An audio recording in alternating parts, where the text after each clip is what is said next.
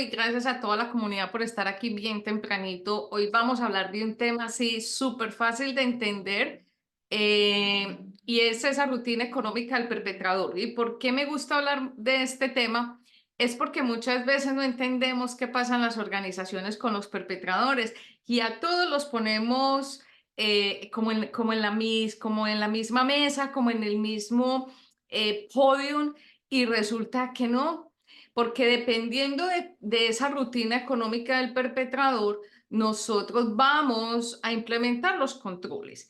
Y sobre todo porque cuando miramos las estadísticas del reporte de las Naciones de ACFE y todas estas estadísticas que tan amablemente las Big Four nos regalan en nuestras instituciones, es claro que el perpetrador tiene como una estratificación, como que hay unos que son estrato 0 y 1 y otros que son estrato 56. Entonces, ahí estoy exagerando un poquito. Entonces, cuando nosotros no conocemos esa estratificación de cómo el perpetrador se comporta, eso no va en contra de los controles de la organización, porque uno de los grandes errores que tenemos es implementar los mismos controles de un C-level, por ejemplo, al mensajero de la organización. Y eso es un error garrafal. Entonces yo el año pasado me puse a estudiar este tema, o sea, de todas esas experiencias que yo he tenido de lidiar con lo bueno, lo malo y lo feo del ser humano. Yo me puse en la tarea de entender y de recordar de mis experiencias laborales anteriores cómo las personas se comportaban con respecto a los actos antiéticos en general. Y caí en cuenta que sí, que hay unos perpetradores que tienen unas necesidades diferentes a los otros. Yo dije, bueno, ¿y cómo armo yo esto? ¿Cómo incluyo esta rutina del perpetrador como con esas necesidades? Y me acordé, o sea, imagínense en la memoria tan buena que tengo, que cuando estaba en la Universidad de Antioquia en Medellín, en Colombia, en la clase de administración, nosotros estudiamos la pirámide de Maslow.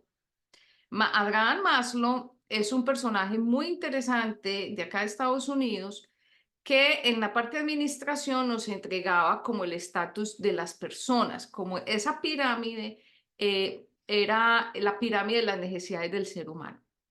Y a nivel de administración nos decían cómo nosotros nos vamos, como seres humanos, nos vamos ubicando en esa pirámide. O sea, esa pirámide se divide en 5 partes y esas partecitas nos van dando como el nivel de necesidades que vamos teniendo. Entonces, para hacerles un recorderis, por ejemplo, en las necesidades básicas están las fisiológicas y las de seguridad. Entonces, las fisiológicas, ¿qué es lo primero que necesita un ser humano para cubrirse? Lo primerito, necesita, por ejemplo, comida, necesita, por ejemplo, un lugar donde vivir, necesita vestuario, necesita un lugar donde respirar. Entonces, son esas situaciones de supervivencia y sobrevivencia. Y incluso en muchos gobiernos, en muchos países, esta pirámide ha sido usada también como para estratificar las personas. Entonces, uno dice, bueno, las personas que están apenas cubriendo esas necesidades básicas, apenas, o sea, apenas les da el salario para pagar los servicios públicos, para de pronto tener agua en la casa, para de pronto tener un techo donde dormir. Entonces son, por ejemplo, estrato 0, 1. ¿Ok? De ahí vienen unas necesidades sociales. Una vez que ya la persona ha superado ese pulso de sobrevivencia, de supervivencia, entonces las personas empiezan a llenar esas necesidades sociales. Entonces están las necesidades de afiliación, a tener más familia, a casarse, a tener una pareja, a que la familia lo visite más, a tener sus hijos o a tener un grupo de amigos que lo acepte. Y la otra la que sigue en ese cuarto nivel es la necesidad de reconocimiento, que muchos estamos ahí. Esto no tiene nada de problema, de problemático, si nosotros decimos, es tiempo de que a mí me reconozcan lo que yo he estado haciendo en mi trabajo, en la sociedad, que me digan, hey, sí, ese es Ernesto, esa es Marta Cadavid. Entonces, miren esas necesidades, cómo se van moviendo. Y en la medida que nosotros ya ascendemos en esa pirámide, ya están las de autorrealización, que son las de autoestima, que ya nos ganamos el premio Nobel, escribimos el libro, ya es como lo que decimos a veces, estamos por encima del bien y del mal. Entonces Maslow planteó la pirámide de las necesidades del ser humano de esta manera. Entonces ustedes dirán, chanfle, ¿y eso qué tiene que ver con el fraude? Y dije, bueno, el año pasado, mirando cómo el fraude se ejecuta en las organizaciones y como mirando esas células de dónde se ejecutan más los fraudes y ese impacto, y tomando las estadísticas de ACRE y de las Big Four, yo dije, bueno, nosotros tenemos que entender que el fraude se ejecuta de diferentes maneras, sí, se ejecuta por diferentes personas también, pero nadie ha hablado de la rutina del perpetrador. Es decir, a las personas cuando roban o cuando toman los recursos, pues lo toman para distintas cosas. Y empecé a recordar y a estudiar mucho y dije, bueno, voy a inventarme algo que hasta el momento ha sido muy trabajan en las empresas porque ayuda a estratificar el fraude en las organizaciones de acuerdo a su tipología. Entonces, ¿qué pasa? No descubrí el agua caliente, pero sí lo asocié de una manera interesante y dije, bueno, las personas que cometen fraude en la organización que apenas están cubriendo esas necesidades básicas son la mayoría de las personas que están en operaciones, por ejemplo. La base de la pirámide a mí me muestra que es la mayoría de las personas que están ahí, o sea, no son el C-level. Y cuando esas personas están ahí cubriendo esas necesidades fisiológicas y de seguridad, es decir, necesitan comprar la leche para el bebé, los pañales para el bebé, necesitan pagar la renta, necesitan pagar los transportes, tener el dinero para pagar los transportes, necesitan cometer fraude inmediatamente, es decir, sus actos de fraude son de impacto económico pequeño, es más frecuente y es para sobrevivir. Entonces, esas personas utilizan el fraude para ajustar su salario. Ahí es donde viene esa palabra ajuste. Entonces, si la persona se gana un salario mínimo, vamos a suponer que son $350 al mes y su costo de vida es $370, $380, esa persona va a buscar de alguna manera cómo ajustar ese numerito en $30, $40 cada mes. Entonces, ¿cómo lo hace? Lo hace a través de la caja menor, lo hace a través de los cobrar más parqueaderos, de ajustarse con los viajes, de ajustarse con los peajes o los tolls que les pagan, por ejemplo, a los mensajeros, porque son personas que están generalmente en niveles bajos, no lo llamemos bajos, en nivel de operación, en la parte logística de la organización. Yo hago un paréntesis aquí. A mí no me gustan los organigramas. Debo entender que hay personas que tienen unos roles y unas responsabilidades muy, muy importantes de liderar el talento humano, pero uno no debería decir que es bajo o alto. Vamos a llamarlo esos empleados que están en la parte operativa, que generalmente es la mayoría de los empleados. Entonces ahí es donde uno ve la malversación de activos, la malversación en los temas de caja, las personas que están, por ejemplo, eh, en los puntos de pago y registran mal en los POS, los que se llevan los inventarios, los que incluso descompletan los inventarios. Yo trabajé, por ejemplo, en el sector farmacéutico, en una cadena de farmacias enorme, y lo que más destrozaba el inventario no era que se llevaran la caja grande de algo, era más el tema de los pañales, las cosas con las que las personas necesitaban sobrevivir. Entonces, miren que ya aquí encontramos que esa rutina del perpetrador en la parte de operaciones para cubrir las necesidades básicas lo hace para ajustar su salario. No se va a llenar de dinero con eso, ¿ok?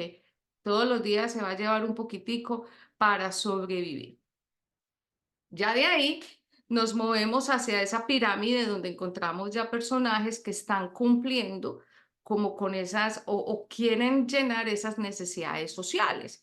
Entonces están la parte de afiliación y obviamente el reconocimiento, bien peligroso también para el tema de fraude.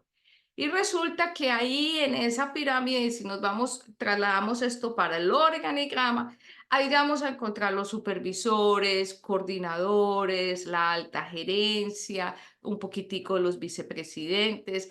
vamos a encontrar ya las personas que están en esos cargos medios. Esas personas ya pasaron por esa pirámide de cubrir las necesidades básicas. Ya no tienen que luchar todos los días por comprar la leche del bebé, ya no tienen miedo de sobrevivir, ya no tienen miedo de pagar la renta, posiblemente ya tienen una casa si la tengan con una hipoteca, tienen un vehículo así se lo deban al banco, ¿ok? Ya pueden tomar vacaciones así sea la playa más cercana de la ciudad, ya tienen los niños estudiando, así sea en una escuela pública, pero ya no están en ese pulso de supervivencia. Entonces, estas personas ya están en un nivel medio, más tranquilo, pero cuando cometen fraude, lo hacen para complementar su salario. ¿Y cuál es esa diferencia entre el ajuste y el complemento? Y es que el complemento les da acceso a las cosas de lujo que no tienen con el salario actual. Entonces, ¿qué encuentra uno ahí? Por ejemplo, la secretaria de presidencia, que de pronto se gana 3, 4 salarios mínimos, está en ese tema de afiliación, está buscando pareja o está recién casada o tiene sus 2 hijitos, pero para ella comprarse una cartera, voy a decir Louis Vuitton, que no sé, cuesta 5 o 10 mil dólares, ella necesita cometer un fraude de un impacto económico más importante. De pronto lo hará 2 o 3 veces, pero para acceder a esa cartera, pues ella necesita un poquito más de dinero. Entonces, ella sí tiene carteras, ella sí tiene con qué ir a trabajar, pero ella desea tener algo que le dé esa seguridad también, que llame la atención. Entonces ahí encuentra uno el coleccionista de zapatos, de corbatas, la de las carteras, empiezan a mirar vacaciones un poquito más altas, empiezan a impresionar un poco más a la gente porque necesitan más atención. Ahí empiezan a buscar ese reconocimiento. Y mucho de ese reconocimiento lo hacen a través de que, hey, me gustan las cosas de marca. Ya no tengo que preocuparme por la leche, pero como lo que yo me gano en ese momento no me da para comprarme eso que es costoso, un Rolex, por ejemplo, pues entonces yo tengo que buscar cómo cometer fraude. Entonces, ¿qué fraudes se ven ahí?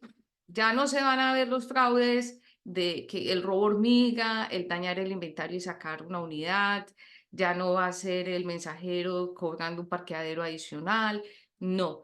Ahí como las personas de la alta gerencia, los supervisores, coordinadores, tienen acceso a más información, tienen mayor delegación de autoridad, sistema de gestión de poder mucho más poderoso y son personas que están liderando el talento humano. Sus fraudes, sus actos antiéticos tienen una repercusión muchísimo más fuerte. Entonces ahí vamos a ver, por ejemplo, si tenemos el árbol de fraude, vamos a tener, por ejemplo, una malversación de activos donde se va a jinetear la cartera, donde van a haber relaciones con proveedores, van a haber relaciones con clientes. Incluso aquí vamos a ver en la parte contable cómo se pueden distorsionar las conciliaciones bancarias. Es decir, los fraudes acá están más elaborados. Son fraudes que llamamos de cuello azul o de cuello rosado. Son fraudes que tienen un poquito más de filigrana.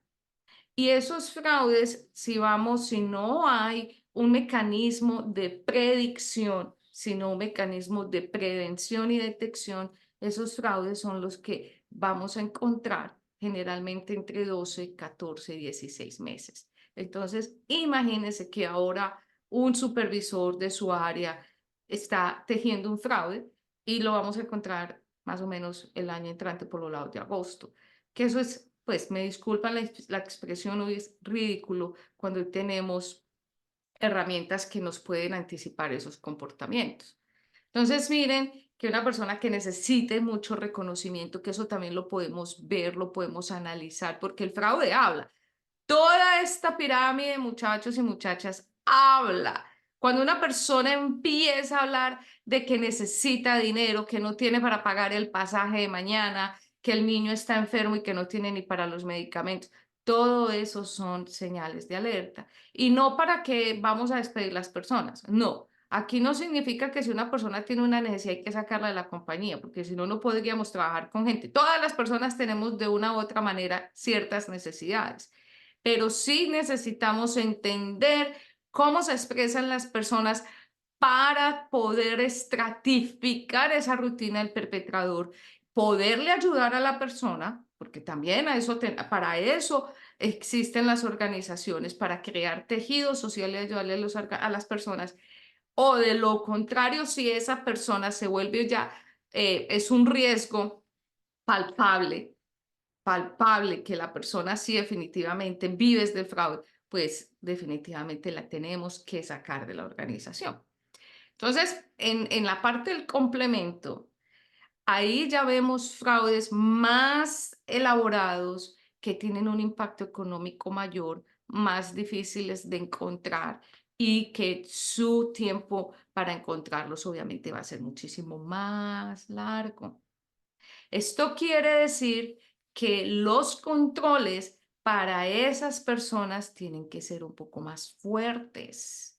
Y ahí es donde yo les recomiendo tener, por ejemplo, una matriz de delegación de autoridad y determinar, por ejemplo, esos supervisores, coordinadores, qué tanto pueden autorizar, qué tanto pueden firmar, a qué información, información tienen acceso.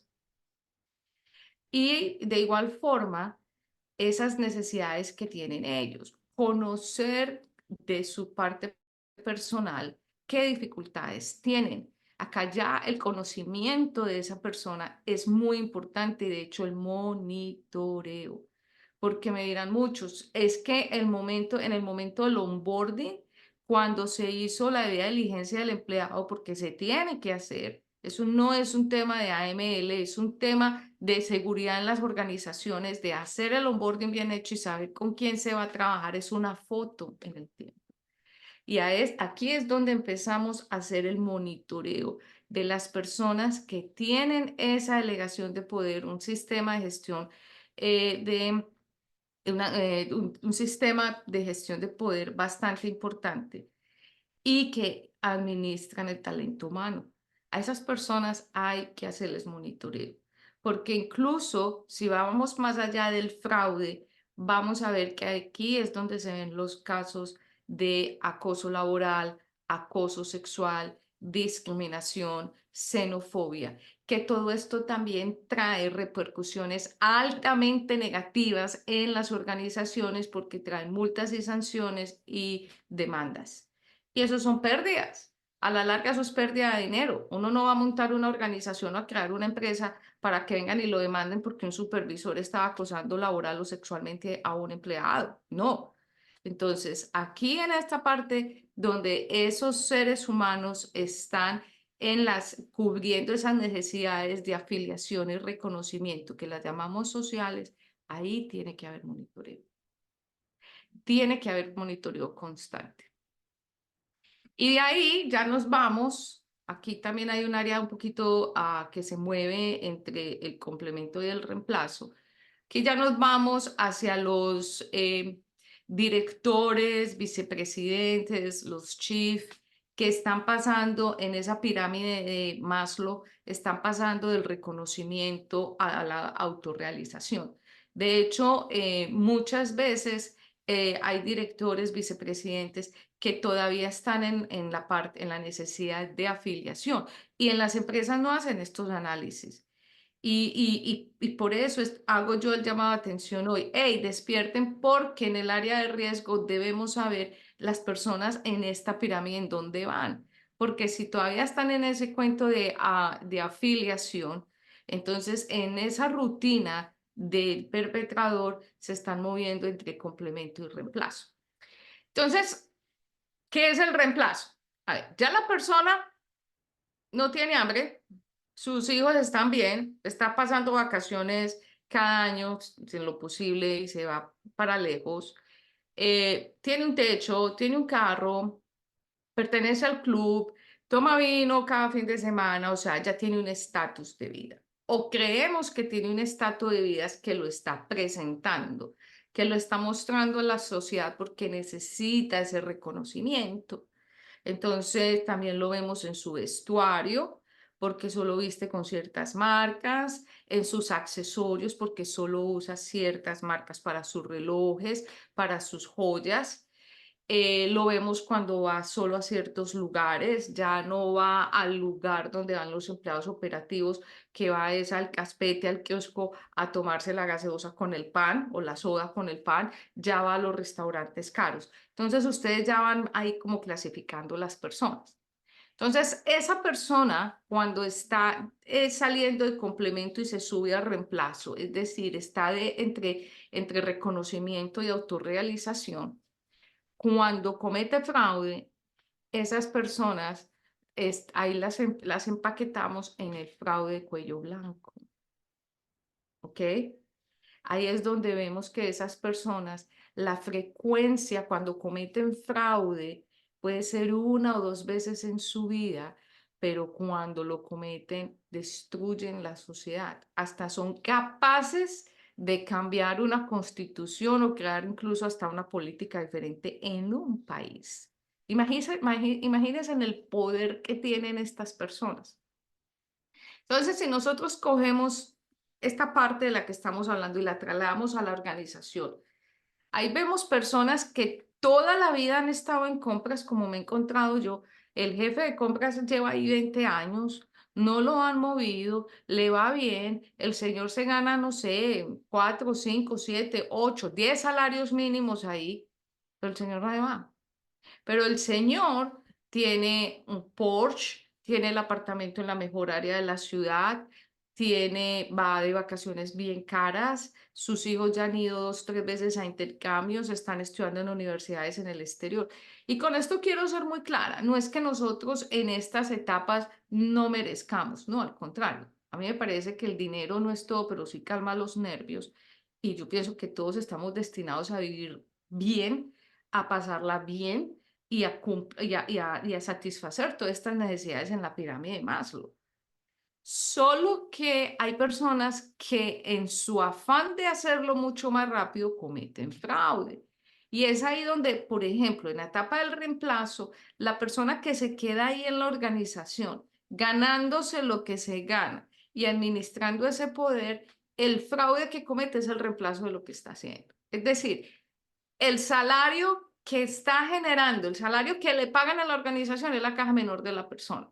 Lo que realmente la persona está ganando, está generando en su riqueza, es el producto del fraude, no el salario. Estar en esa compañía como jefe de compras, por ejemplo, es lo que le da la posición para generar el ingreso adicional, que es ya todo su ingreso para vivir súper bien. Entonces, ¿qué hemos encontrado ahí? Vuelvo al ejemplo de este señor, del jefe de compras. 20 años en la organización, se ganaba por ahí 5 o 6 salarios mínimos, no ponía problema, nunca pidió un ascenso, nunca pidió un aumento, bien, pero el señor sí mostraba sus indicios y bien fuertes del incremento patrimonial no justificado. Entonces, tenía su buen auto, su buen apartamento, que uno dice, bueno, no es que el señor no se lo merezca, pero a ver, en orden para tener, por ejemplo, un apartamento, vamos a poner de $1.000.000 y un carro de $100.000, bueno, pues más o menos tú tienes que ganarte tanto bueno, y al señor no le daban las cuentas, a nadie le daban las cuentas, pero tampoco iniciaron una investigación o preguntaban, eran más como por debajo de la mesa que se hacían los comentarios, solo hasta que ya un proveedor eh, no le prestó más atención a sus peticiones. De pronto alguien ya se copó de sus requerimientos económicos y el proveedor alzó la mano y resultó que el señor, pues el salario que se ganaba, esos 5 o 6 salarios mínimos, eso era lo que utilizaba para comprar dulces, para comprar cervecita, pero realmente su ingreso eran más de 20 salarios mínimos dado que recogía dinero de los proveedores para permitirles entrar en la organización. De hecho, estaba cobrando ya 10% de los contratos que entraban en la empresa. Entonces uno dice, wow, eso parece película. No, eso sucede en las empresas. Eso sucede en las empresas. Entonces aquí vemos que la comisión del fraude, en este caso es el reemplazo. Lo que resulta es el reemplazo del ingreso económico. Ya no importa el salario. Lo que importa es estar ahí, porque si él se va de la organización, él pierde todo ese poder y obviamente pierde el verdadero ingreso, que es la relación que tenía con sus proveedores. Casos como estos hay muchos. Nosotros conocimos otro caso también de un personaje que lo pueden encontrar en nuestra página web, lo llamamos Zacarías, que ha sido de los casos íconos que nosotros hemos tenido, donde Zacarías empezó en esa organización mostrando todas sus necesidades fisiológicas y las necesidades fisiológicas y seguridad. O sea, él empezó cuando él era un hombre bastante pobre, con un pulso de supervivencia enorme, y Zacarías, poco a poco, en 8 o 10 años, fue capaz de llegar a la cúspide de la pirámide en los temas de autorrealización, a la vez que fue capaz de colocar a esa compañía en el top 10 de las compañías más importantes de la industria. Pero también él pasó por esa rutina del perpetrador desde el ajuste de poder robar para ponerle gasolina a su moto hasta llegar al complemento, y cuando ya fue descubierto, pues ya en esa posición en la que estaba, donde creó un shell company y pudo involucrar a una compañera a la oficina para que fuera la representante legal de esa compañía, ya estaba en la época del reemplazo. Eh, o sea, la compañía no le iban a pagar más. Él era el que más se ganaba. La junta y el consejo directivo lo amaba porque estaba generándole mucho dinero a la organización, pero llega un tope que ese es el salario. Nadie más va a ganar más que él. Pero el dinero que él hacía con las relaciones que tenía por la compañía, eso era lo que a él lo ataba a esa organización. Entonces, él fue capaz de generar un fraude en 2 años cuando ya no hubo forma de averiguar en la etapa de ajuste del complemento, al inicio del complemento, de cuánto se había llevado, pero lo que sí se pudo mirar en la materialización del fraude, con esos aspectos importantes, banderas rojas, fueron $4 millones, que fueron los pagos a a la compañía ficticia, al Shell Company. Pero él ya estaba en esa etapa del reemplazo, en la autorrealización, en la autoestima. Entonces, hoy yo quiero mostrarles, este es el objetivo, mostrarles cómo ustedes pueden generar de alguna manera una estratificación de esa rutina del perpetrador, no de las personas, que aquí no vamos a poner a Pedro, Juranito y a Sutanito en cada una de estas etapas, pero sí deben haber dos cosas muy importantes que ustedes deben conocer. Primero, en qué etapa o en qué parte de la pirámide de Maslow están las personas. Con eso, ustedes ya pueden determinar si esa persona cometiera fraude, cuáles serían esas tipologías de fraude, en qué áreas de la empresa tienen más acceso para cometer fraude, con qué frecuencia lo harían y el impacto económico.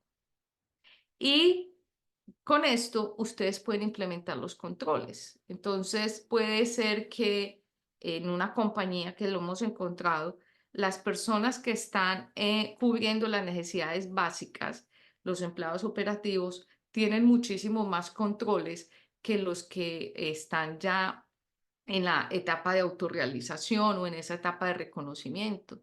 Pero resulta que si alguien comete fraude en esa etapa de ajuste, en ese momento de supervivencia, sobrevivencia, pues la comisión de fraude, digamos que el impacto material es, no sé, $10,000.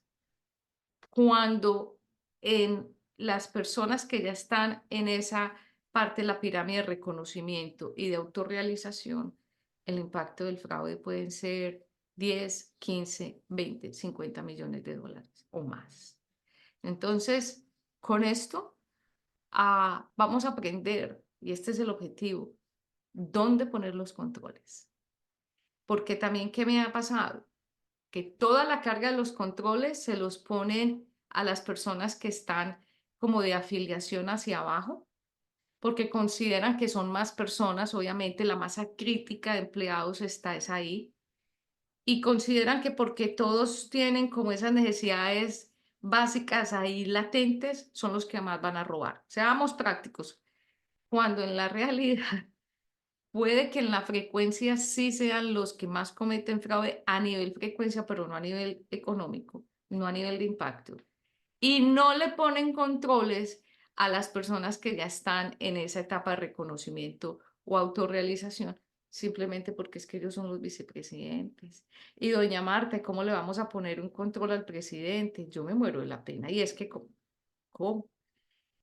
A esas personas, por ejemplo, la forma de cometer fraude es manipulación de mercado, manipulación de estados financieros, pagos grandes en tesorería. O sea, son fraudes altamente elaborados, bien marcados, pensados por años, no por meses, planeados en 2, 3 años y ejecutados hasta 5, 7 años, incluyendo sus abogados para determinar cuánto tiempo de cárcel van a pagar. Tienen la habilidad de mandar toda la familia al exterior para que cuando ya explote la bomba, porque ellos mismos la explotan, ellos mismos rompen la piñata, ya la familia no esté en el país, ellos ya saben que van a pagar 6 años de cárcel, que lo pueden hacer desde la casa y que por buen comportamiento a los 3 años salen. Y la plata, ¡pum!, se esfumó. ¿Dónde está? No tenemos idea. Entonces se fijan que en esa rutina es donde nosotros vamos a poder colocar los controles. Entonces, esa es la invitación de hoy. Identifiquemos nuestras personas en qué parte de la pirámide más lo van, porque ojalá todas puedan subir y cubrir estas necesidades, ¿ok? Y la segunda parte es cómo podemos aprovechar ese conocimiento para identificar la rutina de las personas cuando cometen fraude. Si lo cometen para ajustar su salario porque es pequeño, un salario básico, si lo necesitan para comprar esas cositas que no les da su salario, que es bien, pero para comprarse un Rolex necesitan $5,000 más, o si realmente la posición que tiene el personaje dentro de la organización es el ancla para generar el real ingreso, que es el reemplazo del salario. Entonces, esta es mi conferencia para hoy.